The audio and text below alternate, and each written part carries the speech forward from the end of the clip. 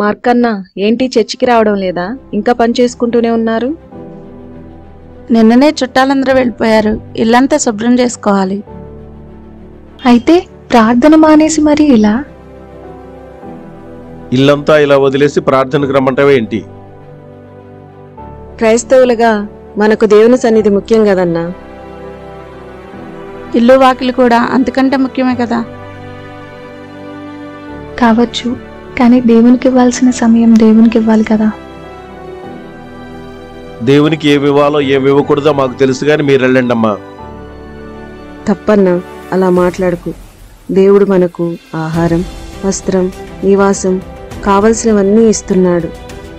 ఇన్ని ఇస్తున్న దేవుని పట్ల మనం కృతజ్ఞత కలిగి ఉండొద్దా?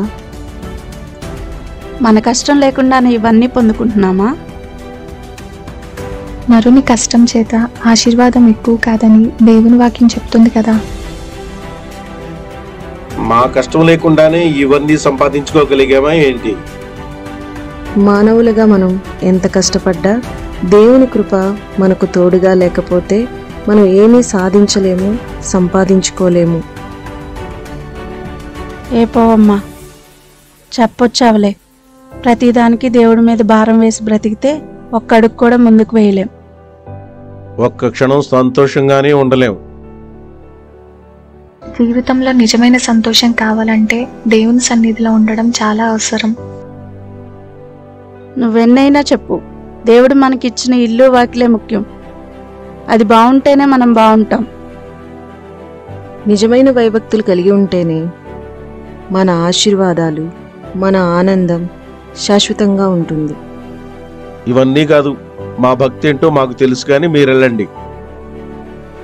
మీ ఇష్టం, ఆలోచించండి. ఆలోచిస్తున్నాం తర్వాత ఏం పని చేయాలా అని. ఏవండోయ్, చెట్టెక్కి కొబ్బరికాయలు కొయ్యండి. అలాగే నోయ్, నువ్వు చెప్తే చేయకుండా ఉంటానేంటి? నేను చెట్టెక్కుతున్నా, నాకు అత్తడ్రా.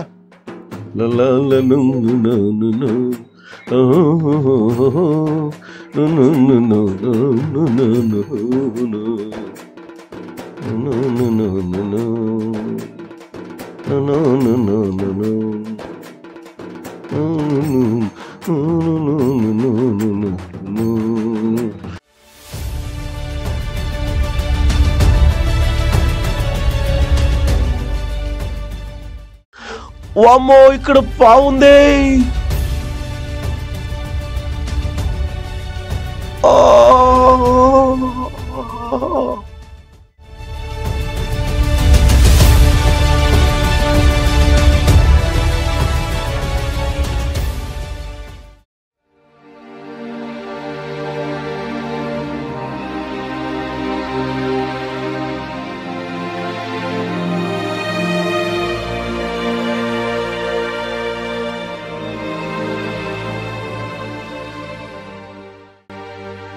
నా నడుము విరిగింది, నా బ్రతికింతే.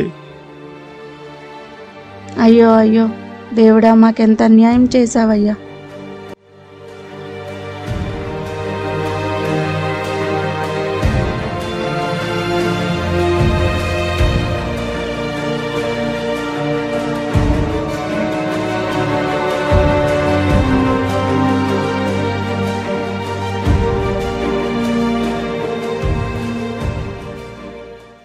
అన్నా, అన్నా, ఏంటన్నా, ఎలా జరిగింది?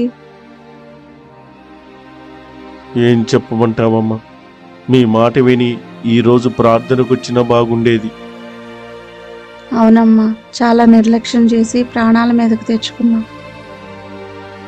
మీరే కాదన్నా, చాలా మంది క్రైస్తవులు నామకార్థంగా ఉంటూ శాశ్వతమైన ఆశీర్వాదాలను కోల్పోతున్నారు. చాలా విచారం.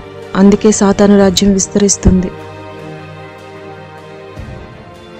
దేవుని సన్నిధికున్న విలువ తెలుసుకోలేక చాలా నష్టపోయాం.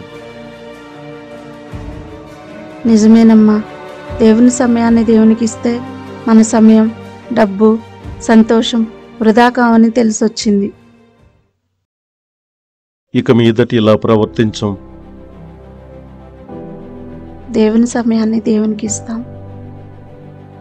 దేవుడు తప్పకుండా స్వస్థతనిస్తాడు, భయపడకండి. ప్రార్థన చేద్దాం.